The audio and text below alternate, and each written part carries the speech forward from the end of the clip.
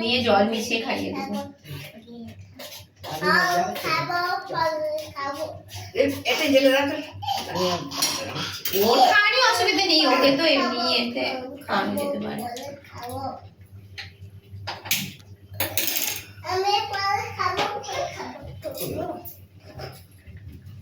বুড়ো দাদি কোথায় যাবি তুই? রোজ গঙ্গা সাগর করতে পেলি? হ্যাঁ রোজই গঙ্গা সাগর। বাবা কেমন বলছে দেখো, গঙ্গা সাগর।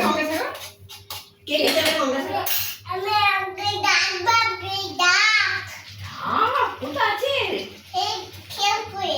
শ্রীরামপুরে ঢাক আছে, তুমি মনে করছো গঙ্গা সাগর যাবো?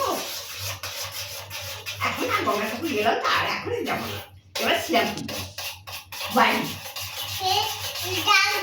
হ্যাঁ পুজোর সময় ঢাক বাজবে, ওখানে আবার কাঁসি বাজবে, ঢাক বাজবে, আবার ওখানে ঠাকুর আসবে, মা অন্নপূর্ণা, শিব, তারপরে তোমার কি বলে ওই তোমার নন্দী, তারপরে এই যে উপরে দুটো পরী থাকবে, পরীরা এরম করে আছে পরীরা ঠাকুর করছে। তোমার বলে একটা মিস্ত্রি আছে, সে ঠাকুর করছে। হ্যাঁ বোধহয় 2 মিনিট হয়ে গেল।